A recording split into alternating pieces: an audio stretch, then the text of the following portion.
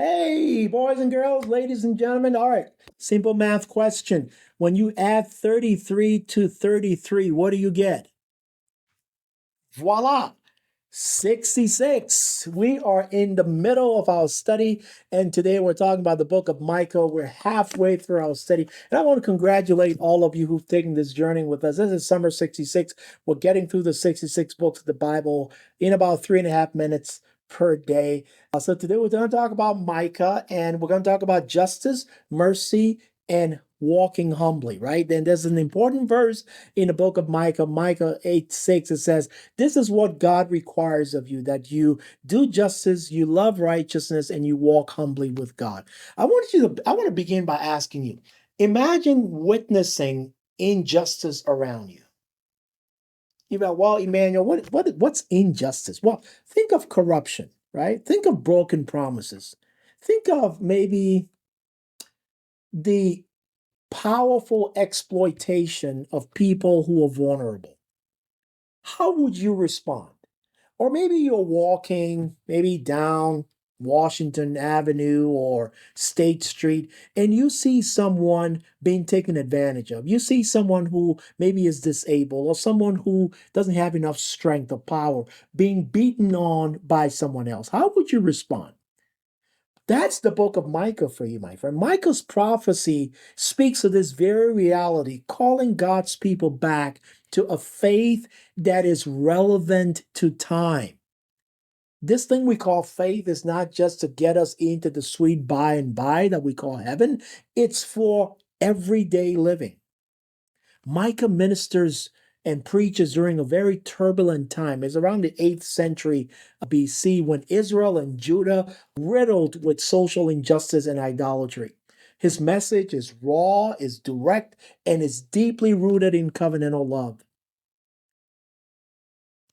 Historical context here.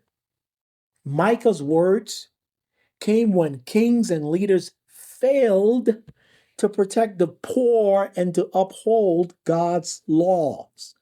I want to repeat that. Micah's prophecies come at a time when the kings had failed, the leaders had failed to protect not the rich, but the poor.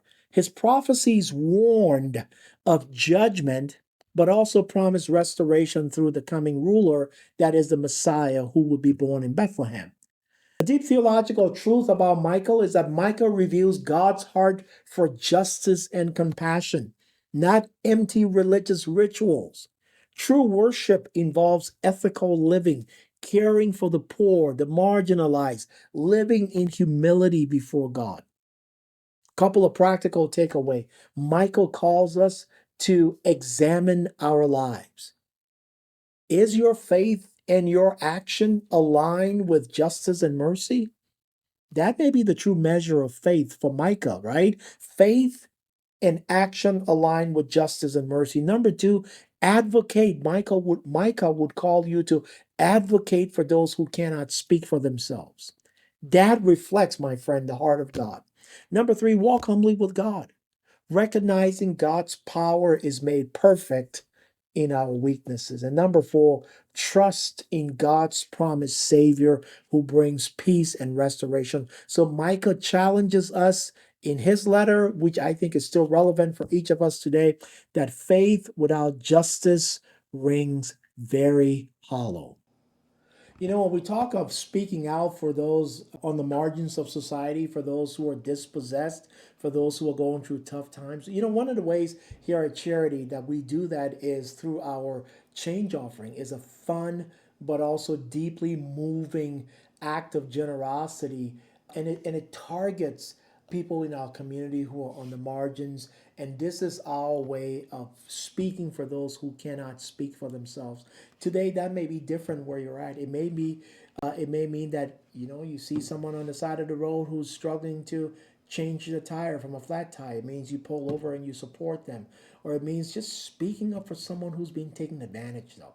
The world, there's an old phrase that says, "Evil triumphs when good people do nothing." Maybe today's an opportunity for you to step up. So when you see injustice today, remember God's got you, and he calls you to be a part of his redemptive work. Speak up for those on the margins of society. We'll see you back here tomorrow. Bye.